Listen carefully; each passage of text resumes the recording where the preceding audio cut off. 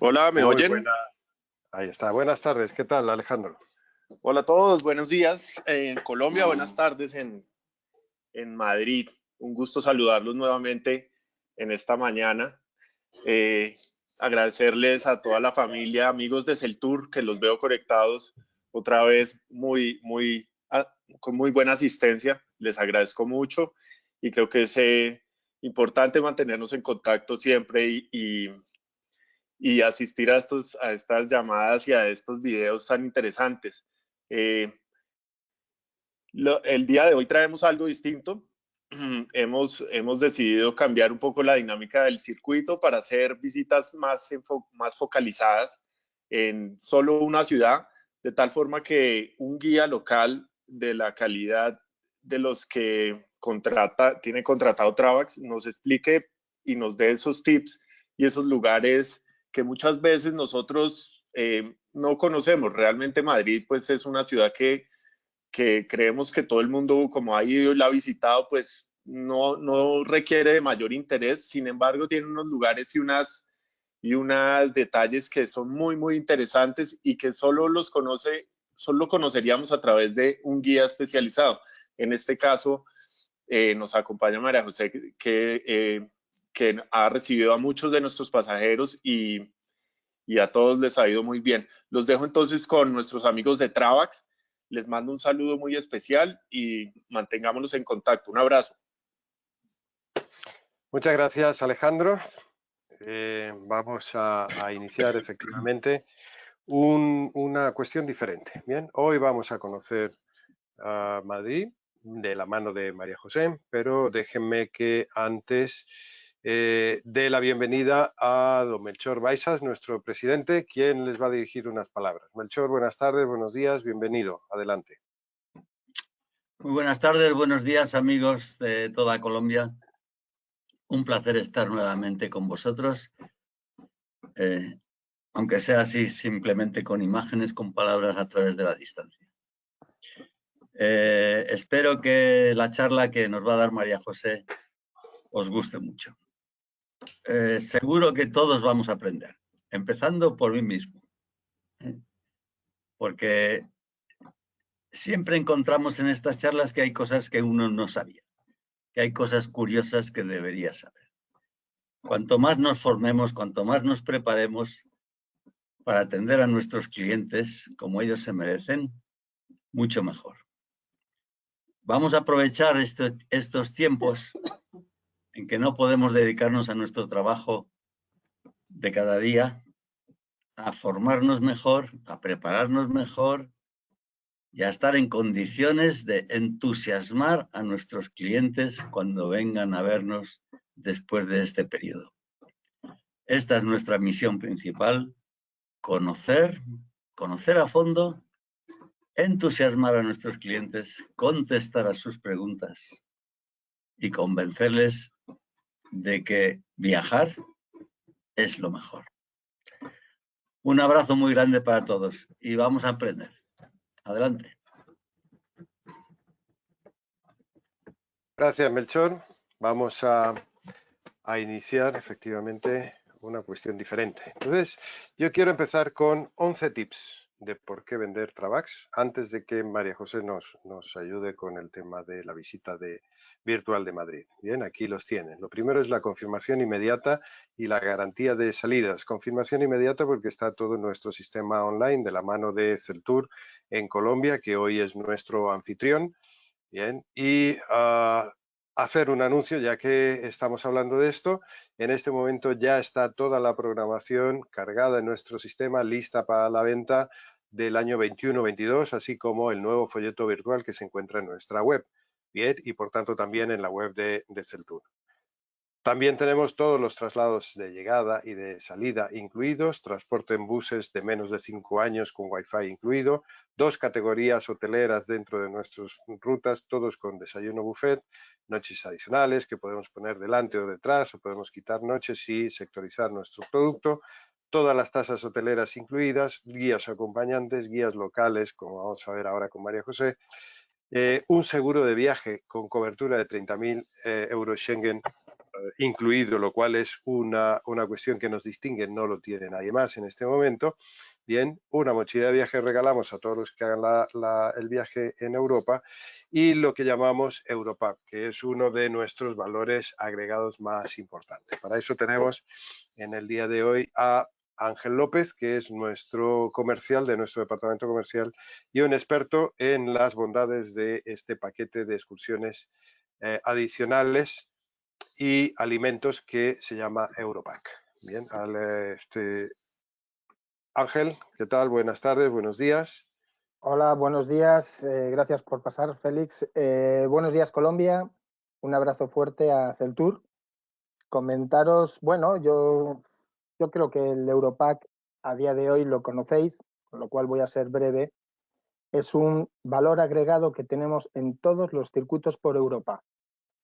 Hoy vamos a hablar de Madrid, que es parte de los circuitos que tenemos por España y Portugal, y ahí también tenemos el Europack.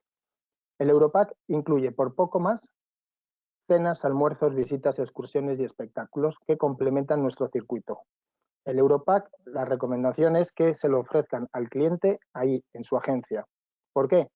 Porque es más barato. Únicamente, si el cliente tiene que contratarlo en Europa, le va a salir más caro, tendrá que pagarlo en euros y no se vende como tal. Fijaros el ejemplo que tenemos ahora mismo en pantalla, es el Europack de uno de nuestros circuitos estrella, el Eurísima. La diferencia entre comprarlo en la agencia a que el cliente lo compre día a día en Europa es de $100 por persona, con lo cual es más barato. El cliente tiene la garantía de que todo lo que está anunciado y todo lo que compra en ese Europack lo va a realizar 100% y no tiene imprevistos. Recordaros una cosa muy importante, es comisionable. La comisión se queda en vuestra agencia y eso es muy importante. Y hay otro punto también que es muy a tener en cuenta, y es que a Travax le ayuda mucho saber qué personas tienen el Europack, porque con tiempo lo contratamos y lo reservamos, evitando con esto colas, que es lo peor que puede suceder en un viaje. Los clientes solo quieren ver, y lo que no quieren es perder el tiempo en las colas. Con lo cual, contratemos el Europack allí, en Colombia, salgamos con todo hecho y disfrutemos. Hay más cosas que se pueden ofrecer fuera del Europack, pero estas ya las ofrecen los guías. El día a día, en los ratos libres, las tardes, siempre hay alguna excursión opcional. Déjense aconsejar porque el guía es nuestro mejor aliado y está para ayudarnos. Hoy tenemos no es un circuito, hoy tenemos un monográfico, Madrid. Se dice que de Madrid al cielo, ¿verdad, María José? Cierto. Así que no voy a desvelar nada de lo que vayas a decir, es una gran sorpresa. Adelante, disfrutemos.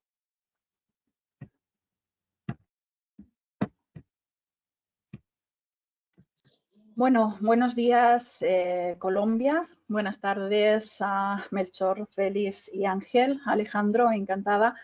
Quiero mostraros un poquito lo que era Madrid. Fíjense, ¿verdad? Qué curioso ver esta fotografía, porque de esto ya no nos queda prácticamente nada. Pero esto era el Majerit o Mairit, los nombres que Madrid tuvo con anterioridad al que nosotros conocemos como Madrid.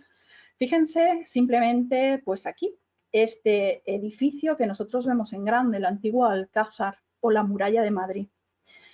Este era el aspecto que Madrid tenía hasta el siglo XI. ¿Y desde cuándo? Pues bueno, desde el siglo VIII.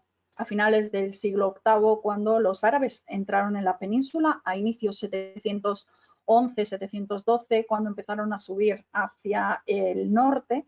Aquí en Madrid se estacionaron y de hecho, bueno, pues estuvieron más de 200 años. Y estas construcciones que estamos viendo ahí son construcciones suyas. Toda palabra castellana que empiece por AL es palabra que nosotros hemos adquirido de los árabes y fueron ellos los que construyeron esta ciudad, esta muralla, esas torres o ese antiguo alcázar o alcazaba, como se le denominaba.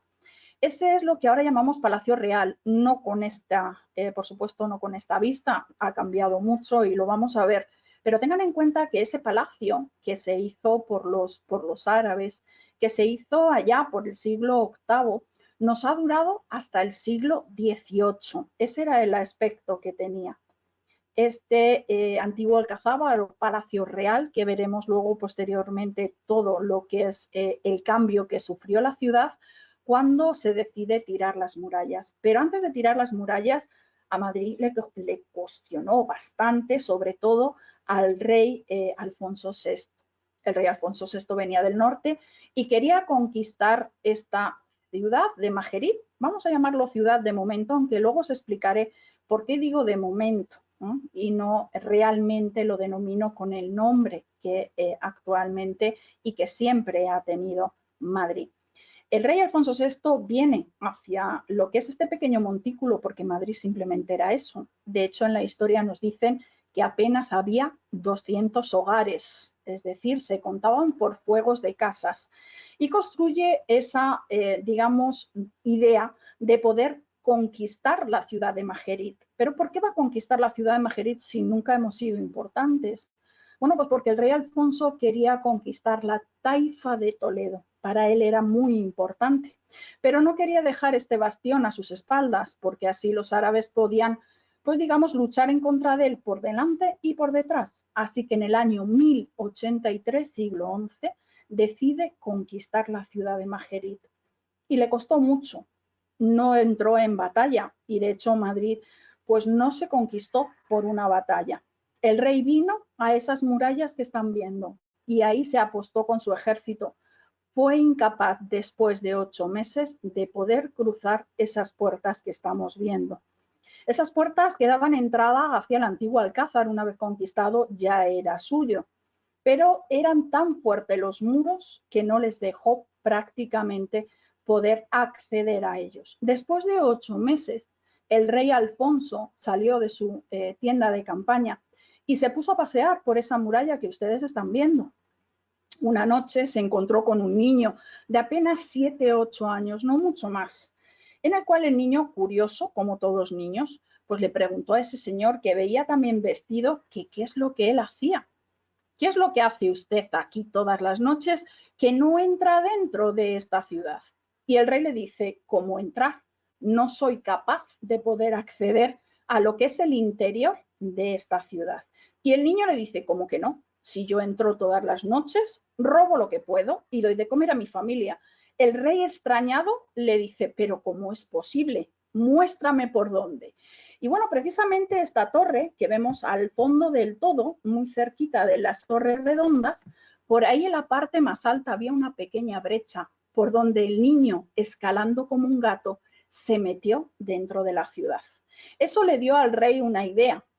¿Por qué no 2 de sus soldados más enjutos, como decía don Miguel de Cervantes en su Quijote, meterlos por ahí, poder acceder a la muralla, que abrieran la puerta principal, esta puerta que nosotros estamos viendo aquí, y poder entrar con su ejército? Y efectivamente, así se conquista la ciudad de Majerit.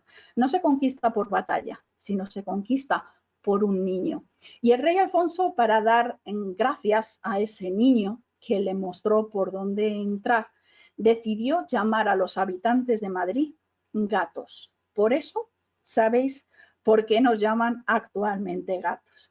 Después, posteriormente, 2 años después, en el año 1085, el rey Alfonso VI consigue conquistar la ciudad de Toledo, pero ya sí afianzándose aquí en Madrid. Y ahí, en ese palacio que están viendo, la antigua Alcazábar o Alcázar, fue donde dejó un pequeño ejército. A partir de ahí se nos empieza a conocer. Y se nos empieza a conocer sobre todo por los bosques que nosotros teníamos y que aún tenemos.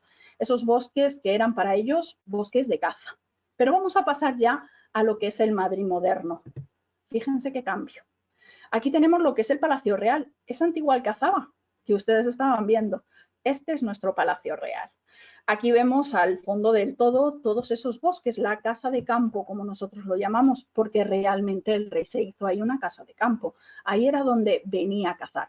Pero este palacio se hace en el siglo XVIII, en el año 1736. ¿Por qué? Porque 2 años anteriores, en 1734, este palacio se quema. Y se quema de una forma un poco, digamos, algo turbia.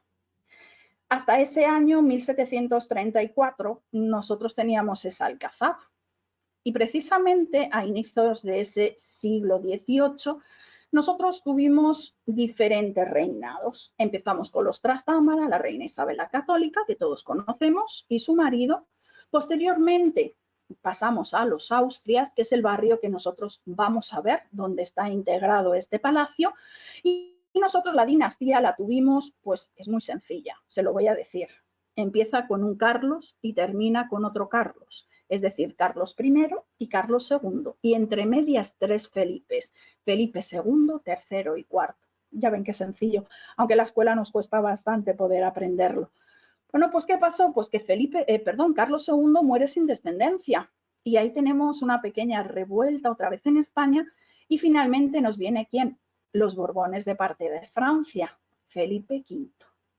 Y al tomar Felipe V la corona española, pues vino ese antiguo alcázar que hemos visto. Ese alcázar que al rey no le gustaba nada. No le gustaba nada porque era frío, hecho de madera. Y realmente los inviernos en Madrid pues son muy, muy fríos. De ahí se dice que Madrid tiene 9 meses de invierno y 3 de infierno. Bueno, pues ese invierno para el rey era prácticamente inviable, y una Nochebuena del año 1734, cuando el rey no estaba en el palacio, se quema.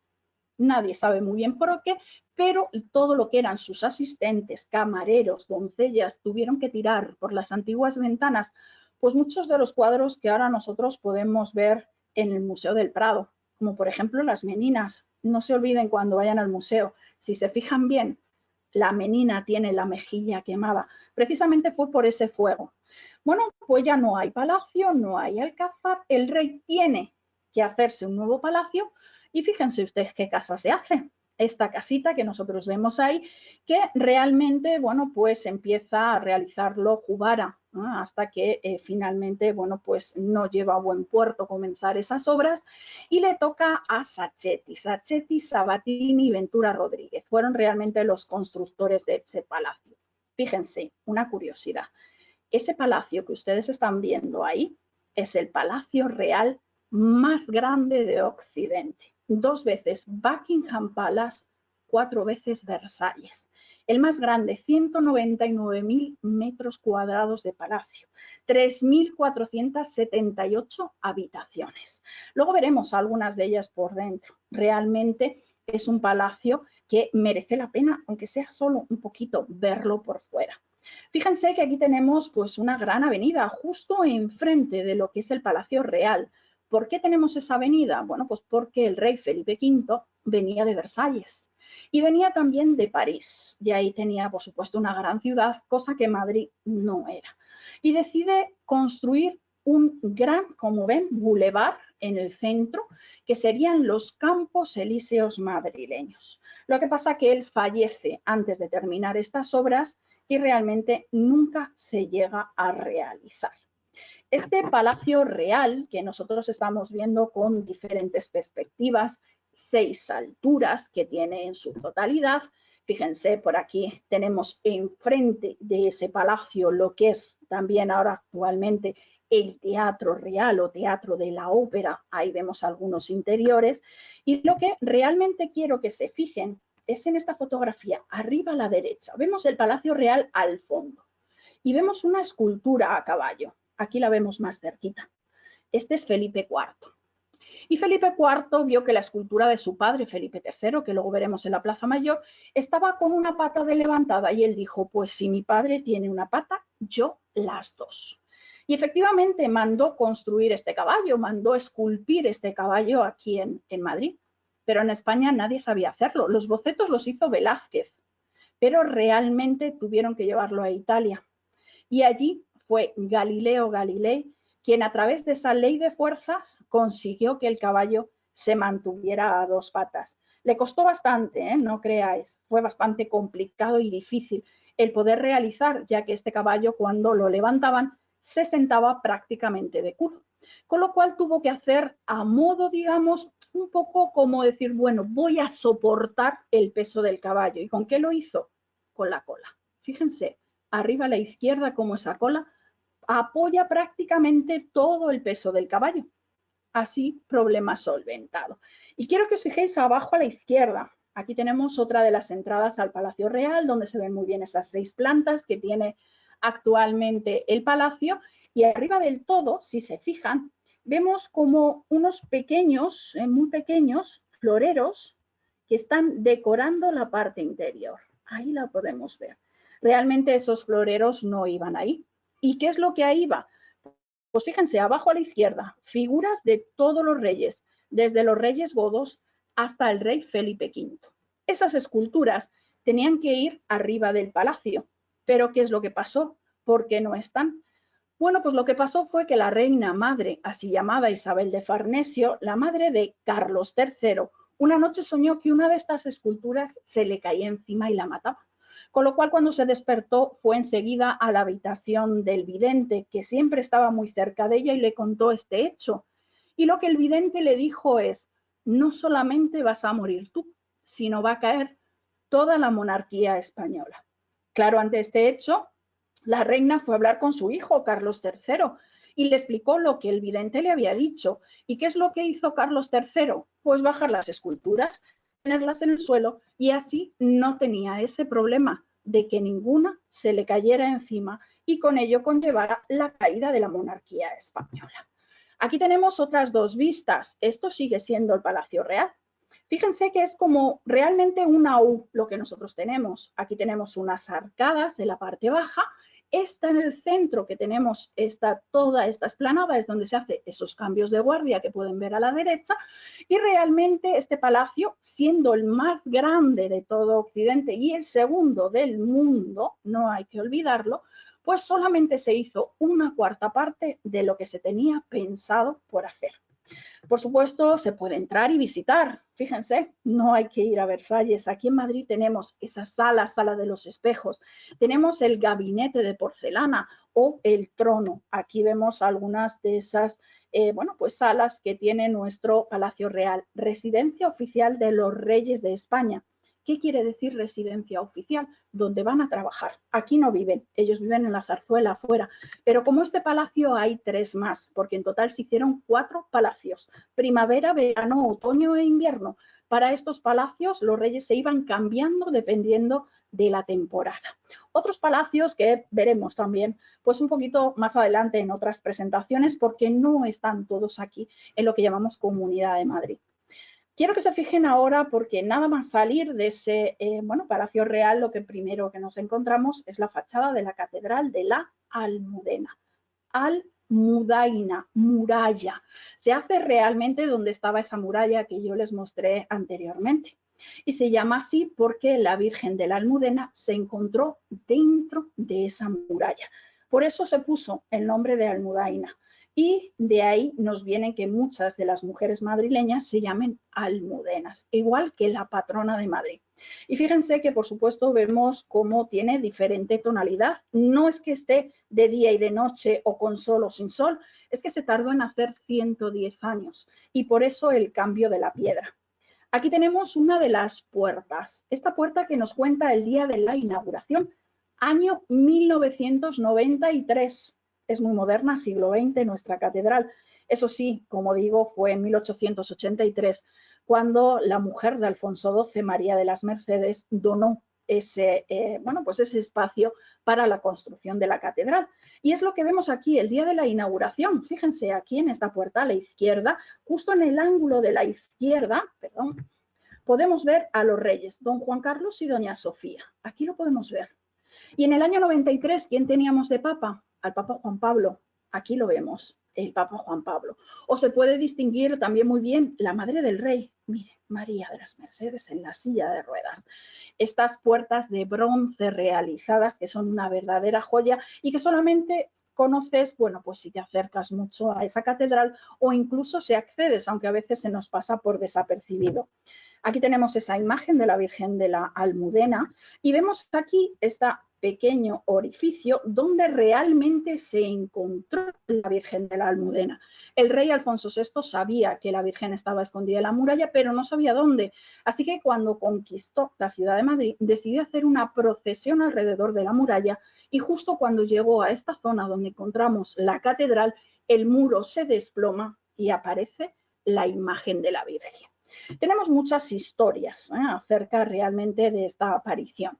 Pero vamos a continuar un poquito, vamos a dejar esta zona de Palacio Real, de Catedral, y nos vamos a entrar pues en lo que llamamos Madrid de los Austrias, como les he comentado. Fíjense esas dos fotos. A la izquierda, siglo XXI, a la derecha, siglo XVIII. Fíjense que apenas ha cambiado el edificio. Este es uno de los muchos palacios que tenemos en esa calle Mayor, que así es como se denomina, ya que gracias a Felipe II, quien nos trae la capitalidad en 1561, se empiezan a construir estos edificios.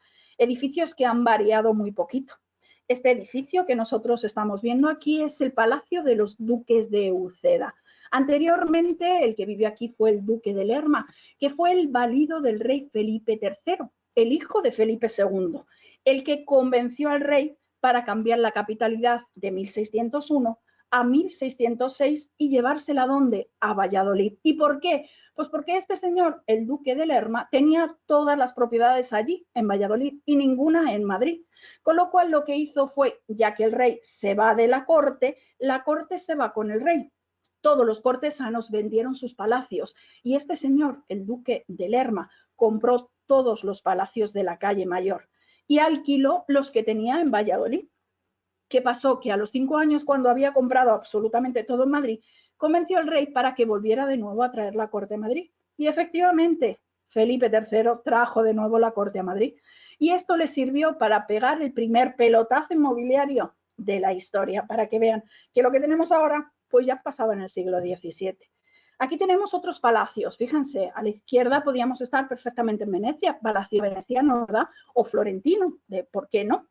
Fijaros en la construcción. Ahora mismo es el Instituto Italiano de la Cultura, ahí es donde se va a aprender italiano, pero realmente fue un palacio, se llamaba el Palacio de los Abrantes, otra de las familias nobiliarias en el siglo XVI y XVII. Y a la izquierda podemos ver otro de esos palacetes, como les he comentado, que la calle Mayor estaba llena, que es el Palacio de los Marqueses de Cañete, donde hubo un asesinato, aunque esa es otra historia. Y esta calle, fíjense, llegamos a una de las plazas más bellas, quizá, la Plaza de la Villa. Yo les he comentado anteriormente que, entre comillas, podíamos llamarlo Ciudad de Madrid. Bueno, pues fíjense, Madrid, Comunidad de Madrid, 6.350.000 personas censadas. Tenemos una población flotante de 700.000, con lo cual superamos los 7 millones de habitantes. Y no somos ciudad. Somos Villa y Corte de Madrid. Así es como se firman todos los papeles oficiales. Nadie dice la Ciudad de Madrid. Villa y Corte de Madrid. Pero quiero que se fijen en esta plaza porque bajo, digamos, mi modesta opinión es una de las más bellas que nosotros tenemos en Madrid. Una plaza donde hay 3 edificios. Os los he colocado al lado para que tengamos una mejor vista. Edificios del siglo XVII, arriba a la derecha, siglo XVI, abajo a la izquierda, y siglo XV, el que tenemos abajo a la derecha. Empezamos por el más antiguo, la Torre de los Lujanes, Palacio de los Lujanes, abajo a la derecha pueden verlo. Ahí fíjense, esta torre en el siglo XV sirvió como cárcel al rey Francisco I de Francia, cuando perdió la batalla de Pavía contra el rey Carlos I de España. Se le hizo prisionero y aquí se le tuvo hasta que firmó esos diferentes tratados. También tenemos al fondo de la plaza y abajo a la izquierda el Palacio de Cisneros, ese siglo XVI. Fíjense que ya no utilizamos tanto ese ladrillo, no es tan sobria la fachada como podemos ver abajo a la derecha, sino ya es una fachada un poquito más recargada, ya se busca la estética completamente. Palacio de Cisneros, ojo, no de Cardenal Cisneros, el que funda lo que es la primera ciudad universitaria del mundo. Y he dicho ciudad universitaria, no universidad. Esa ciudad universitaria que la funda en Alcalá de Henares y era el confesor de la reina Isabel la Católica. Bueno, pues su sobrino viene a Madrid y se hace ese palacete que están viendo ustedes abajo. Y abajo a la izquierda también ven una figura. Esa figura que es don Álvaro de Bazán, uno de los grandes héroes de esa batalla de Lepanto, donde Miguel de Cervantes pues salió herido en un brazo y por eso se le conoce como el Manco de Lepanto. Y en la parte superior derecha vemos lo que fue el antiguo ayuntamiento de la ciudad de Madrid hasta poco más del año 2007. Ese ayuntamiento de Madrid, siglo XVII, donde, bueno, pues en un principio se hizo como cárcel real. ¿Saben ustedes esa expresión de entrar por una puerta y salir por la otra? Seguro que lo han oído muchas veces. Bueno, pues fíjense que en este edificio, arriba a la derecha, podemos ver dos puertas, dos portadas exactamente igual, dos torres exactamente iguales. Bueno, pues en esta parte de aquí abajo, esto era la antigua cárcel. ¿Qué pasa? Que los presos entraban por esta puerta, se les juzgaba en la parte interior, bajaban a calabozos y cuando salían reos para la Plaza Mayor, salían por esta puerta. De ahí el refrán de entrar por una puerta y salir por la otra. Quizá, como digo, es una de las plazas más bellas que nosotros tenemos. Y fíjense, porque esta calle, miren abajo a la derecha, esta calle que yo les indico aquí, pequeñita, pequeñita, es la calle del Codo. Así se denomina. Aquí tenemos una perspectiva muy buena, fíjense. Y fíjense en este arco, el único arco mudéjar original que nosotros tenemos en Madrid. De la época de los árabes, todavía seguimos manteniéndolo intacto. Bueno, pues esta calle del Codo, como yo les comento, llamaba así porque tiene esa forma de codo. Nosotros continuaríamos por esta parte de aquí, la izquierda, y veríamos cómo gira la calle. Bueno, pues era una de las calles en las cuales se utilizaba mucho para los famosos duelos, esos señores castellanos que simplemente con, digamos, les sentara mal algo, pues se batían en duelo. ¿Y por qué esta calle? Porque solo tiene una entrada y una salida. De ahí que se batieran, o salías vivo o salías muerto. Fíjense que esta calle la utilizaba mucho Miguel de Quevedo. Quevedo la utilizaba muchísimo porque iba hacia las Tascas, que estaba fuera de Madrid, es decir, al final de esa calle del Codo, y ahí solía, bueno, pues relacionarse, ¿no? con sus amigos, con gente de la época, siglo XVII. Y resulta que cuando volvía hacia lo que era intramuros, dentro de los muros, tenía que cruzar esta calle, entrar en la plaza de la villa e ir hacia el interior de lo que era la antigua Villa de Madrid. Bueno, pues por aquí, por supuesto, ahora lo vemos todo muy limpio y muy cuidado, pero claro, en el siglo XVII no era así. Madrid era una pequeña villa, y por lo tanto todas esas calles que nosotros estamos viendo, pues era todo barro lo que había. Y esta calle la utilizaban mucho para miccionar, orinar, como todos decimos. Y entonces ya el alcalde estaba un poco cansado de este hecho y pintó en la pared unas cruces negras en las cuales ponía: donde están las cruces no se mea.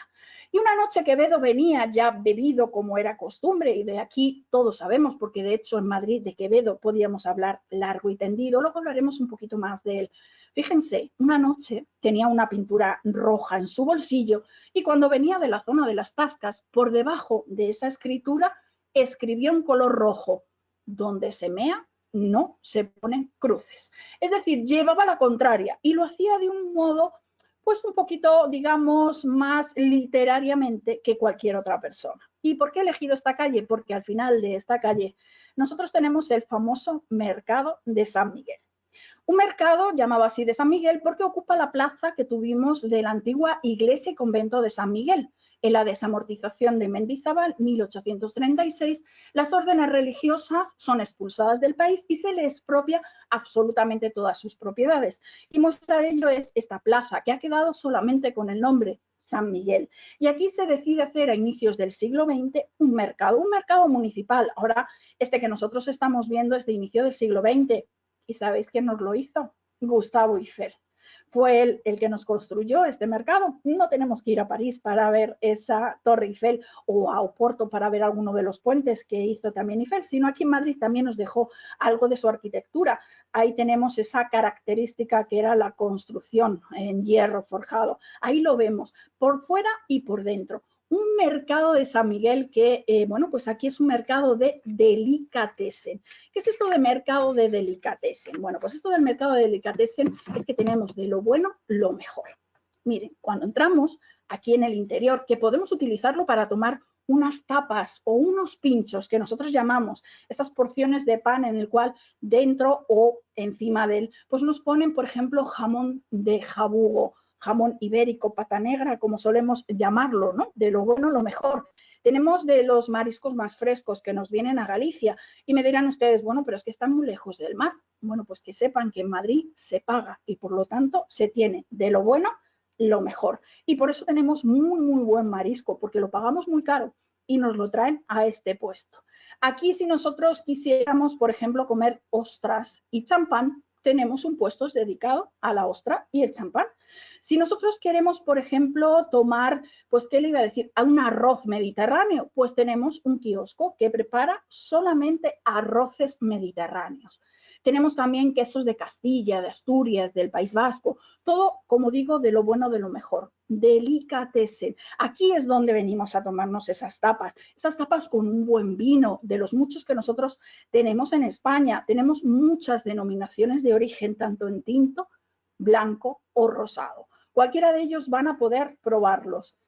Y fíjense qué curioso, porque aquí en este mercado, aunque ha sido toda la vida un mercado en el cual pues hemos tenido fruta, hemos tenido, cuando se decide dar este cambio y ponerlo como mercado de delicatessen, pues son varios los puestos que tienen estrellas Michelin. Fíjense, si nosotros queremos tomarnos un helado artesanal, por así decirlo, bueno, pues Juan Roca, 3 estrellas Michelin, tiene su puesto en el interior. ¿Que preferimos un arroz? Pues vamos a poder, como les he dicho, ir a ese puesto de arroz que es Rodrigo de la Calle, con una estrella Michelin regenta. O, ¿por qué no?, unos tacos y unas margaritas de México. Bueno, pues Roberto Ruiz, con estrella Michelin, también está aquí en el interior. Con lo cual, eso es obligatorio, la visita a este mercado de San Miguel. ¿Cómo no? Bocadillo de calamares y la caña de cerveza. ¿Por qué? Porque el que viene a Madrid y no come un bocadillo de calamares no ha estado en Madrid. Eso se lo puedo asegurar. Y como les he dicho, de lo bueno, lo mejor. Y ya allá por el siglo XVI empezaron a comer estos primeros bocadillos de calamares, en el cual vieron que, bueno, claro, en aquella época el traslado hacia la ciudad de Madrid, pues era un traslado que se hacía en burro, en asno, en caballo, y tardaba mucho en llegar el pescado a Madrid, y algunos no llegaban en muy buenas condiciones, con lo cual en Madrid se empezó a cocinar de esta forma. Le ponían harina y a freír, y así el sabor pues no era tan fuerte, pero como digo, obligatorio ese bocadillo de calamares, como no, con su caña de cerveza. Nosotros llamamos caña de cerveza a este vaso que están viendo ahí a la izquierda. Esa es la caña de cerveza. Y precisamente al ladito de ese mercado de San Miguel tenemos la Plaza Mayor. Esa Plaza Mayor que se ha quemado en 3 ocasiones. Fíjense, arriba a la izquierda tienen ustedes cómo era anteriormente la Plaza Mayor y abajo a la derecha cómo es ahora. Fíjense que hay diferencias, sí, por supuesto, pero tampoco hay tanta diferencia. Es decir, seguimos manteniendo la esencia de la Plaza Mayor. Y fue Felipe III el que nos cambió la capital a Valladolid, que les he comentado anteriormente, que fíjense, lo tenemos en mitad de la plaza. Si ustedes bajan abajo en la parte del centro, pueden ver Felipe III a caballo. Y fíjense que su caballo solo tiene una pata adelantada. Su hijo pidió las 2, de ahí la dificultad a la hora de hacerlo. Bueno, pues aquí en la Plaza Mayor se hacían los torneos y ahí lo estamos viendo, a la parte superior izquierda, perdón, podemos ver cómo esos caballeros se están batiendo en justas, que era como se denominaba. Aquí se hacían los corrales de comedias, es decir, los teatros de hoy en nuestros días, pues ya se realizaban aquí. Y aquí en la Plaza Mayor se moría de 3 formas, porque también era donde se cumplían las condenas en los cuales la gente, pues sobre todo por hurtos o por haber matado a alguien, condenaban a muerte. Y miren, aquí la plaza se moría de 3 formas. La primera forma en la cual morían era la horca. La persona pobre que no tenía recursos tardaban hasta 20 minutos en morir. Y esa horca se ponía precisamente, si miran ustedes abajo, en la foto van a ver un escudo con unas banderas, pues debajo de esas banderas era donde se ponía la horca antiguamente en Madrid.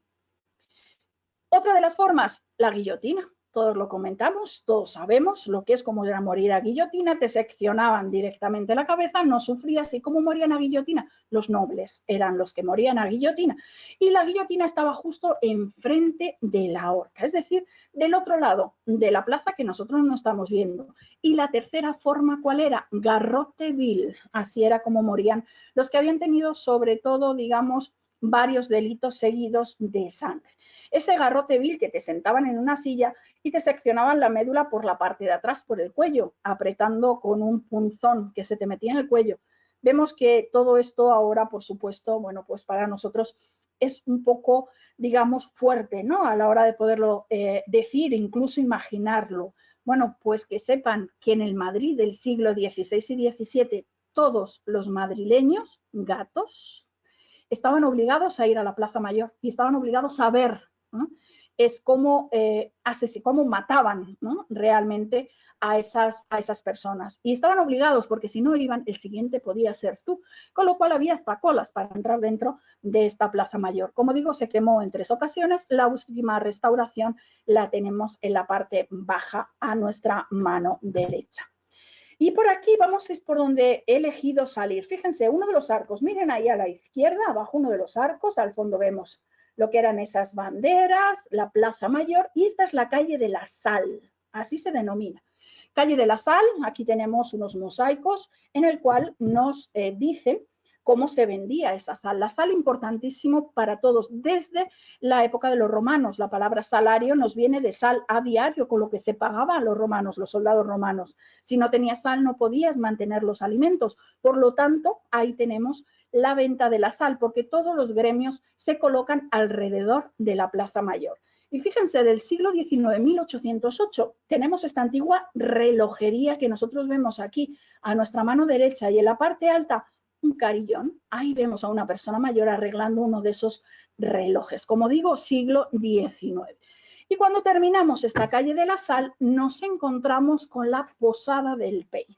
Ahora es un Petit Palace, ahora es uno de los muchas categorías de nosotros hoteles que tenemos, muy caro, eso sí, a la hora de hacerlo. Fíjense, bueno, pues todo lo que es la decoración exterior, se conserva en el interior la escalera, que es verdaderamente espectacular, y abajo, bueno, pues tenemos el agradecimiento de la ciudad de Madrid, bueno, pues a esta construcción de la Posada del Peine. 1610, el primer hotel que se hace no solamente en la ciudad, sino en Madrid. Hotel, posada, que así se denominaba anteriormente. ¿Y por qué se llama la Posada del Peine? Porque, mire, en el siglo XVII, lo que nosotros ahora vemos tener un peine, un espejo, lo más normal y lo más barato, en aquella época no era así. Solamente podían tener un peine y un espejo, ¿quién? Pues quien tenía dinero, la nobleza. Y esta fue la primera posada que colocó un peine por habitación amarrado con una cuerda para que los clientes no se lo llevaran. Y si es lo que ustedes están pensando, todo cliente que se alojaba se peinaba con el mismo peine. Total, nadie se iba a contagiar nada, todo el mundo tenía lo mismo. Y de ahí que se quedara con el nombre de la Posada del Peine. Y esa Posada del Peine nos da salida a un punto que para nosotros es esencial en Madrid, la Puerta del Sol. Y ustedes me dirán, Puerta del Sol, ¿y por qué se llama Puerta del Sol? Si aquí no vemos ninguna puerta. Efectivamente no está. Pero esa foto que yo les enseñaba de las murallas de Madrid, pues finalizaban al fondo del todo, en esta calle derecha e izquierda, de las dos que se ven, ahí finalizaban. Y en la calle de la izquierda, esta de aquí, era donde había una puerta que al estar situada al este de la ciudad, el primer rayo de sol que salía por la mañana daba en esa puerta. Por eso el nombre de la Puerta del Sol.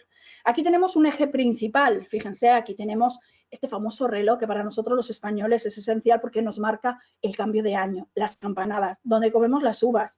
Aquí es donde los madrileños nos solemos juntar cuando quedamos con amigos, sobre todo nos juntamos aquí. Ahí sería el Madrid de los Austrias, ese Madrid de la época de Felipe II. Un Madrid donde se tiran esas murallas y se empieza a realizar una ciudad llena de palacios, como hemos visto, o plazas verdaderamente impresionantes. Pero Madrid no solo eso solamente es un barrio. Y yo en esta presentación he querido también pues dedicar a otro barrio importantísimo, no solamente para Madrid y España, sino para todo el mundo, que es el barrio de las Letras. Este barrio de las Letras, que precisamente vamos a partir de aquí, de donde nosotros estamos, de esta zona, este punto central de la Puerta del Sol. Este punto que nos va a llevar a la carrera de San Jerónimo. Fíjense, barrio de las Letras. Mire, en el siglo XVII ya Pedro Teixeira, que fue la primera persona que realizó un plano de Madrid, ya empieza a notar ciertas, y nos marca, pues ciertos edificios emblemáticos, como la Casa de Lope de Vega, la Casa de Góngora, Quevedo, Cervantes, el Convento de las Trinitarias, la Parroquia de San Sebastián, o algunos corrales. Esos corrales son los teatros, el Corral de la Pacheca, o luego veremos ese Teatro Nacional. Bueno, este pequeño barrio que está pegadito a esa Puerta del Sol, como les he dicho, y empezamos por esa carrera de San Jerónimo. Así es como se llama esa calle, esa carrera de San Jerónimo, que se llama así porque al final de la calle, fíjense que termina en un monasterio, el monasterio de San Jerónimo. Los monjes jerónimos, abajo a la izquierda, ahí lo tenemos. Es una de las sedes actualmente del Museo del Prado, pero ahí era donde se casaban todos los reyes hasta don Juan Carlos y hasta el actual rey Felipe VI, que se casó en la Catedral de la Almudena, como todos sabemos. En la parte alta lo que vemos, bueno, pues es el Congreso de los Diputados. Ahí es donde tenemos una de las cámaras, la cámara baja que nosotros tenemos. Y he elegido esa foto porque justo enfrente, un poquito más arriba, en ese edificio que estamos viendo arriba a la izquierda, es donde se hizo la primera proyección de la película de los hermanos Lumière. Y se hizo en el año 1896, siglo XIX. Esa, bueno, pues, digamos, primera proyección de los obreros saliendo de la fábrica, que solamente duraba 2 minutos y llegaban a pagar hasta 1 peseta por ir a verlo. Eso sí, salían cada 15 minutos. Es decir, era entrar y salir para que todo el mundo pudiera ver eso que llamaban cine de animación. Personas moviéndose. Bueno, pues fue precisamente ahí, casi enfrente de ese edificio que yo les he mostrado anteriormente. Y lo que sí que tenemos un poquito más abajo es la figura de nuestro literato por excelencia, don Miguel de Cervantes Saavedra. Don Miguel de Cervantes, que todos lo conocemos por el Quijote, pero realmente la vida de Cervantes ha sido muy intensa. Fíjense, les voy a comentar. Él nace en Alcalá de Henares. Alcalá de Henares es una ciudad que está a unos 20 kilómetros de Madrid. Él nace ahí y desarrolla hasta la infancia, porque su padre era cirujano. Y no me he equivocado, no cirujano, sino cirujano. ¿Qué quiere decir esto? Bueno, pues que digamos que operaba sin licencia porque no era médico, sacaba muelas, te cortaba el pelo, te rasuraba la barba y bueno, pues hacía un poquito de todo. ¿Por qué? Para tener dinero para la casa, porque realmente Miguel de Cervantes, sus padres eran bastante pobres y gracias a una tía que tuvo los favores de un noble, pudo conseguir una de esas casas que actualmente nosotros visitamos en Alcalá de Henares. Pero esa es otra ciudad. Don Miguel de Cervantes, les voy a decir un secreto, era un poquito tartamudo. Es cierto. Don Miguel de Cervantes era tartamudo y eso le traumatizó toda su vida. Don Miguel de Cervantes, una vez que bueno, pues a su padre se le acaba esa suerte de estar viviendo en Alcalá, se marchan a Valladolid, allí mueren muy pobres. Él decide una nueva vida, decide buscarse un poquito, se enrola en la Marina Española, se le hace prisionero, está durante 3 años de prisionero en Turquía con los turcos, aprendió el turco perfectamente en esas cárceles y fíjense, el último día cuando le iban ya a cortar la cabeza, pues pidieron un rescate a las Castillas, ¿no? A las Españas, pidieron ese rescate por él y el Estado no tenía dinero para pagarle y fueron los trinitarios los que depositaron ese dinero para que don Miguel de Cervantes pudiera regresar. Por supuesto no había empezado ni siquiera a escribir en aquella época, pero ya los trinitarios se encargaban de depositar ese dinero para que todo militar, por así decirlo, o marino, pudiera regresar de nuevo a lo que eran en aquel entonces las Castillas. Bueno, él vino y como agradecimiento siempre dijo que cuando muriera quería ser enterrado en el convento de los Trinitarios. Bueno, pues fíjense, les voy a contar también que nosotros hemos tenido ese 007 que los ingleses han sacado en televisión y lo tuvimos mucho antes.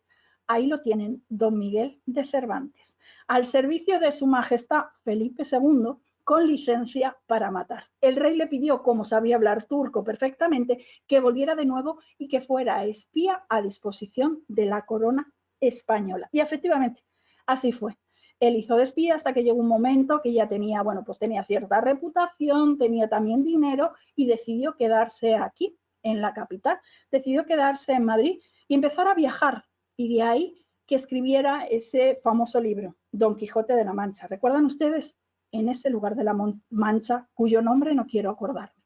Bueno, pues ese lugar no se quería acordar porque le metieron en la cárcel y estuvo en la cárcel. Pero bueno, esa es otra historia diferente. Continuamos con nuestro barrio de las letras. Fíjense, ahí tenemos el Ateneo. Tenemos el interior y el exterior del Ateneo. El Ateneo ha sido muy importante hasta inicios del siglo XX, prácticamente ahora también.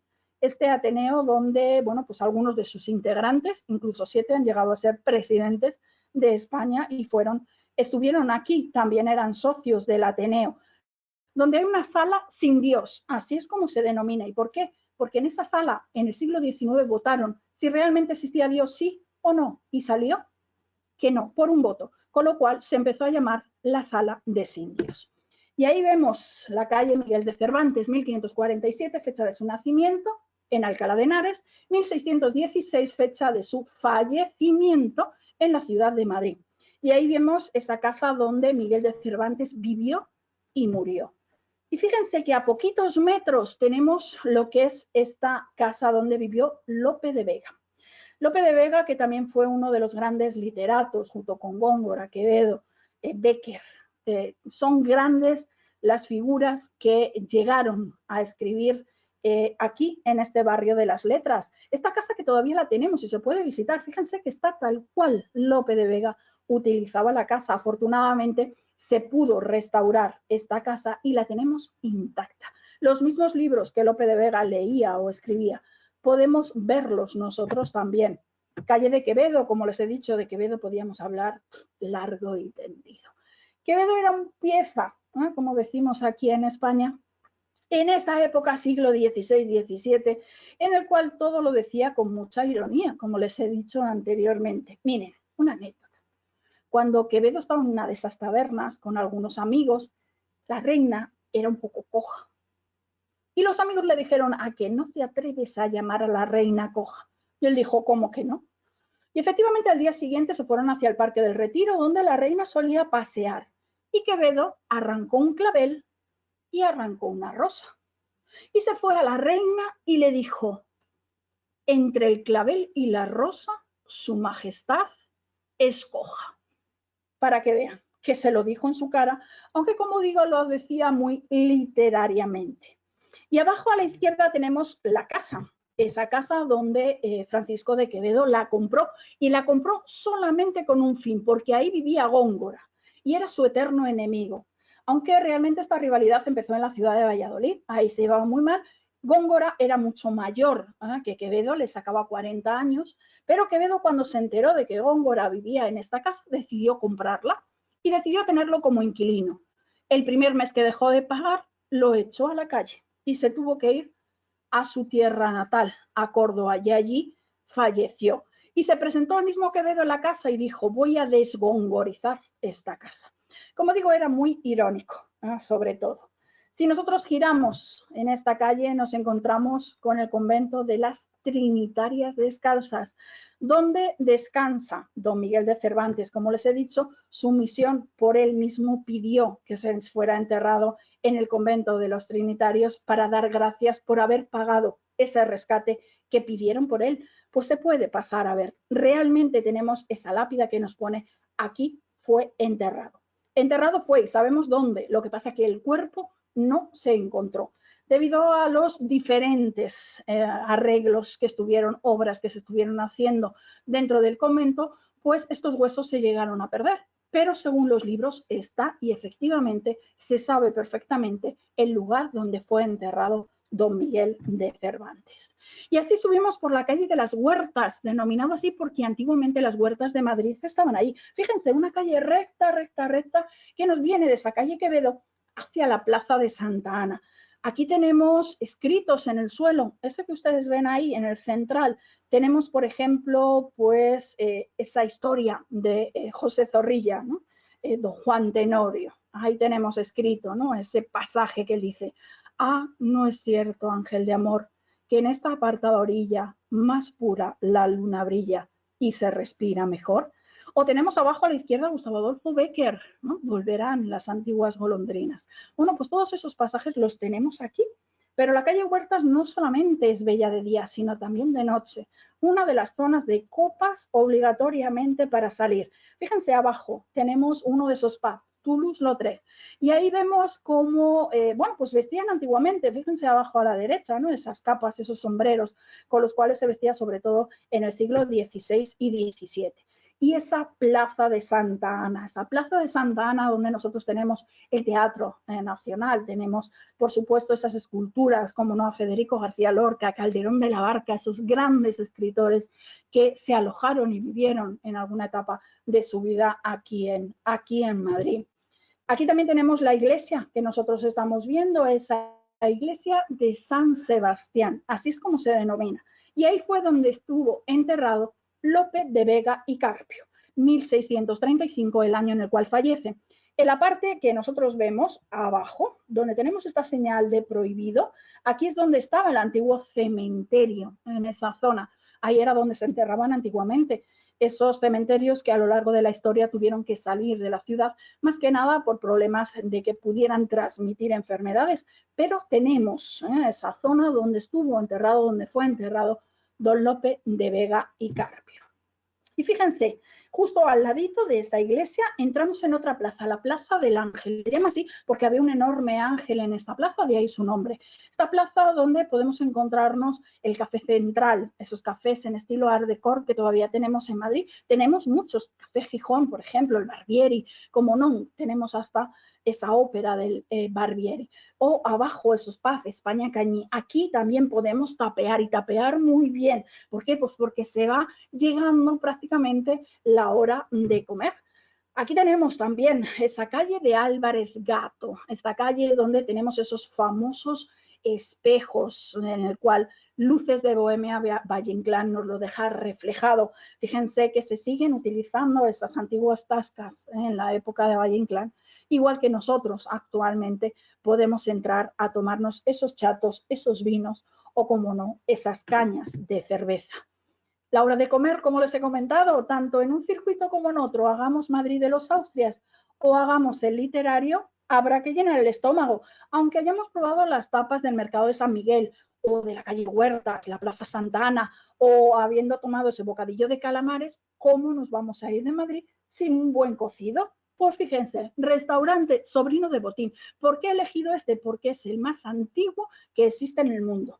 Y de ahí tiene el libro Guinness de los Récords una recomendación, una hoja destinada a este restaurante, como que efectivamente es el restaurante más antiguo de todo el mundo. El famoso cocido madrileño, fíjense, realizado en ollas de barro, todavía lo siguen haciendo así. Cocido madrileño de 3 vuelcos que se llama primero la sopa, aquí la tenemos, seguidamente de los garbanzos, segundo plato, y tercer plato, pues el acompañamiento de todo lo del cerdo, tocino, chorizo, la verdura, la panceta, todo lo que le queramos echar al cocido, la gallina, también se echaba antiguamente, ahora echamos pollo, bueno, pues todo lo que se quiera echar a este antiguo cocido se puede perfectamente echar, y uno de los mejores es Casa de Botín, que no solamente eso, sino también nos lo dejaron reflejado en una obra, Fortunata y Jacinta, en el cual recomienda ir a comer ese cocido madrileño al restaurante Botín.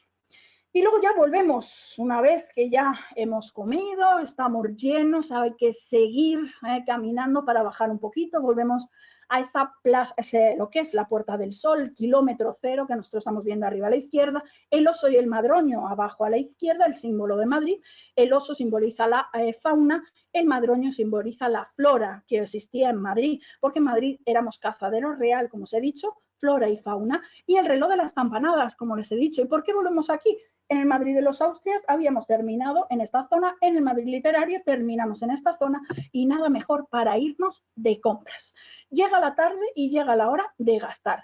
Calle Preciados, calle El Carmen, calle Carretas, calle Montera, las 4 calles que tenemos ahí en la Puerta del Sol, todo eje comercial. Ahí están viendo cómo la gente va a comprar. Es la hora, después sobre las 5, una cosita así, 4 o 5, la gente se empieza a animar. compras a todas horas. Tienen 4 calles completas de lo que son no grandes centros comerciales, quitando el Corte Inglés, que todos conocemos, pero pequeñas tiendas, ahí las podemos ver. ¿Y qué es lo que vemos en la foto principal? Un organillo. Todavía en nuestros días se sigue escuchando ese organillo por la calle de esta calle Preciado. Seguimos escuchando todavía en nuestros días pues ese famoso organillo que nos da pues un poquito a saber cuál era la música que realmente en el siglo XVI, XVII, XVIII, XIX, incluso en el nuestro ahora, todavía se sigue diciendo. ¿Por qué? Pues porque sobre todo lo que más pues eran los chotis madrileños, el baile tradicional de la ciudad de Madrid. Ese baile tradicional que todavía seguimos realizando.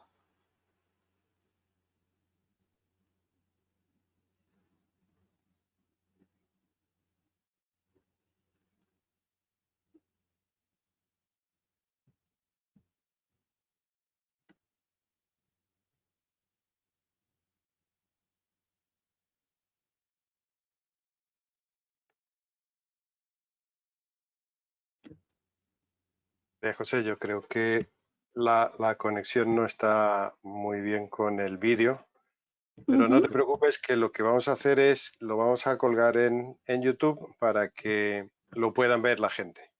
Perfecto. Bueno, pues como os he dicho, compras y más compras, todas las tiendas, absolutamente de todo, podemos encontrarnos por estas calles y, bueno, pues precisamente no solamente las marcas más conocidas, sino también las antiguas. Si queremos un sombrero, un mantón de Manila tan característico de Madrid o, como no, un abanico, nos lo vamos a poder encontrar. Y no solamente eso, sino las alpargatas tan típicas madrileñas. De hecho, el nombre de Atocha nos viene por los antiguos atochares que ahí teníamos. Esos atochares en los cuales significa plantación de esparto y por eso tenemos las famosas zapatillas de esparto. Te toman medidas, si no te vale ninguna y en 2 días tienes esas zapatillas o incluso en el mismo día, dependiendo de la tienda. Bueno, como digo, precisamente esas calles nos sacan quizá pues esa famosa Gran Vía, la Gran Vía de Madrid, construida a inicios del siglo XX, cuando se empieza a construir y tenemos 2 fases. Tenemos lo que son los edificios emblemáticos, inicios del siglo XX, todos los edificios exactamente iguales, misma altura, decoraciones verdaderamente impresionantes, con cariátides, todo lo que son columnas. Bueno, pues la Gran Vía está también llena de tiendas, las marcas más conocidas. Tenemos casi 3 kilómetros de tiendas, es decir, si no tuviéramos bastante con esas 4 calles de tiendas, pues no venimos aquí a la Gran Vía. Y después de haber caminado kilómetros y kilómetros y habiendo hecho compras o no, simplemente mirando, nada mejor que irse a la chocolatería de San Ginés, no podía faltar un chocolate con churros. Chocolate con churros tradicional, donde tendremos que esperar algo de cola, pero merece la pena pasar y probar ese chocolate con churros de San Ginés. Y ya acabando la tarde, nada mejor que irnos sobre todo al templo de Debo. Los mejores atardeceres los tenemos en este templo. Un templo que es el edificio más antiguo que Madrid tiene. Un edificio que es de origen nubio y fueron los egipcios los que nos regalaron este edificio por ayudarles a salvar a Abu Simbel. Desde aquí, como digo, tenemos pues esos atardeceres más bellos de la ciudad de Madrid. Y no me quiero despedir sin decirles que es Madrid patria de todos, pues en su mundo pequeño son hijos de igual cariño, naturales y extranjeros. Desde Madrid al cielo, porque es notorio que al cielo se va quien sale del purgatorio. Entre las muchas ciudades que en mi corazón están, más de 20 son capillas y Madrid la catedral. Mas no sé qué tiene Madrid, que todos quieren venir y nadie se quiere ir. Gracias, espero que os haya gustado bueno, pues esta pequeña explicación de 2 de los barrios más típicos de la ciudad de Madrid. Podríamos hacer muchísimos más. Espero veros pronto, espero que, bueno, si tenéis alguna pregunta, alguna duda o cualquier cosa, por supuesto, pues yo aquí estoy. Gracias a todos, gracias por supuesto Alejandro, cuando queráis os dejo ya la conexión. Muchas gracias, María José. Realmente hemos conocido otro Madrid. Yo creo que todos. Entonces, en ese sentido, pues gracias a esa aportación tuya, ¿vale? Y bueno, pues abrimos la ronda de preguntas.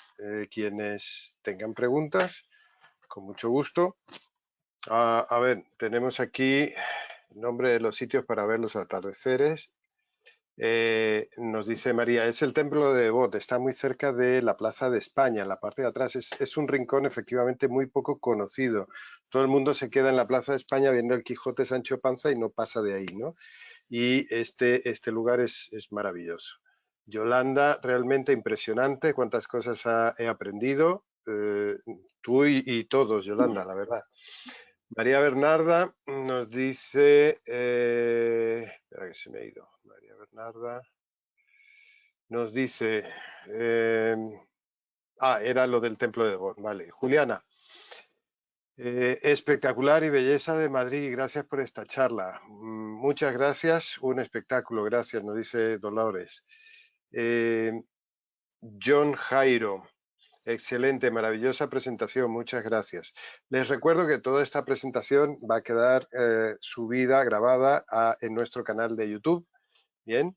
Y lógicamente, pues tal como lo ha contado, diferente de lo que conocemos, María José, podemos hacer también grupos especiales a la medida para todos aquellos grupos que tengan ustedes. O sea, no solamente la visita panorámica habitual, sino que también, ya ven, desde restaurantes especiales como Casa Botín o cualquier otro, hasta paseos por ese Madrid de las letras o de los Austrias. ¿Okay? Ángel, ¿alguna cosa desde las redes sociales? No te oímos. Espera ahora a ver. Sí, hola, buenas tardes. Ay. Sí, bueno, desde las redes sociales lo único que nos llegan son aplausos y felicitaciones a la guía. Fátima Cea dice, hola, qué magnífica guía. Macarena Dentone, Madrid es fantástica y con esta guía mucho mejor. Gloria María Valdés, ¿cómo he aprendido hoy de Madrid? Paloma Coronel Cáceres, bravo María José, te vimos en familia, nos has hecho vibrar. Leonardo Coutinho nos envía 1 millón de aplausos. Bien, Adriana María Escobar, buenas tardes, me ha encantado. Todo podría estar así hablando porque todo lo que entran son aplausos y felicitaciones. Que las hago extensivas también, María José. He aprendido muchísimo. Y eso que te lo dice, eso que te lo dice Ángel, que su suegra es guía de Madrid también. O sea que... Correcto. Pero siempre se aprende algo, ¿verdad? Mardach nos pregunta, ¿y los tablaos flamencos dónde? Pues mira, tablaos flamencos tenemos muchos, desde detrás de la Plaza Mayor, nada más que bajes lo que es el Arco de Cuchilleros, que nosotros decimos al ladito de ese mercado que yo os he mostrado, de San Miguel, pues ahí tienes bastantes tablaos flamencos. Lo que era antiguamente la zona exterior de los muros, extramuros, ahí se han colocado muchos de los tablaos flamencos y al ladito de la Puerta del Sol también dispones de ellos. Y además deciros que el mejor flamenco de toda España se ve en Madrid. Desde siempre. ¿Vale? Es que vamos tenemos lo mejor, ¿no? Se paga un poquito más. Hay que decir que somos también, madrileños, ¿eh? hay que decir que también hay muy buenos tablaos y de gran renombre en Barcelona. Cuidado. Nos dice María Bernarda, ¿de qué hora a qué hora es ese tour? Pues ese tour es de un día bien apretado o de varios días. Entonces yo creo, ¿verdad, María José, que habría que hacerlo por lo menos en 2 o 3 días? En 2 días se puede hacer perfectamente. Okay. Y sobre todo porque has hablado de comer en muchos sitios y no me puedo imaginar comerme un bocadillo de calamares, luego tomarme un cocido y luego salir de tapas y luego terminar y luego terminar en la calle Huertas. Y lo haría todo, Sí, no. Vale, pues Lo programamos para varios días. María Consuelo, buenísima. A Felipe Montoya, ¿cuál es el canal de YouTube? Por favor, envíen el enlace. Es muy fácil. Tú entras en YouTube y escribes Travax Turismo y ahí te sale el canal y todos los vídeos. María Consuelo, conocimos rincones y calles nunca vistos. O sea, es verdad, todos, yo creo que todos. ¿Verdad, Melchor? Que tú también has conocido algo que no conocías. Por supuesto, ya lo sabía, ya lo sabía, ya lo anuncié. Ya lo anuncié que seguramente íbamos a aprender todos un montón. Y así ha sido. María José, muchas gracias. Gracias. Por enseñarnos un Madrid que para todos era bastante desconocido. Bueno, Además, pues esto es... ¿cómo se llamaba el antiguo Madrid? Que no se me ha quedado el nombre, Maixic o ¿cómo qué? Mairit y Majerit. Mairit y Majerit. Significa bueno, madre de todas las aguas. Pues perfectamente, pues eso tampoco lo sabía. ¿Ves? Entonces, hay un poco de todo. Y bueno, me encanta que haya tenido tanto éxito. Lógicamente, la sala completamente llena. Nadie abandona la sala, todavía siguen entrando felicitaciones. El Facebook está que revienta, llevamos ya casi 400 personas siguiendo. Y bueno, pues es una experiencia nueva, es una visión nueva que yo creo que vamos a continuar. Ya próximamente les anunciaremos. ¿Cuál es la próxima ciudad? Alejandro, ¿algún comentario? Bueno, sí, espero que hayan disfrutado. La verdad es que sí, es muy enriquecedora. Muchas gracias, María José, de verdad. Es una visita que realmente, a pesar de que estoy seguro que la mayoría de nosotros hemos visitado Madrid, no conocemos mucho estas callejuelas antiguas que tienen toda su mística y su historia detrás. Les tenemos más sorpresas para la próxima, nuevas ciudades, inclusive hay otros países y hay planes interesantes para estas nuevas charlas.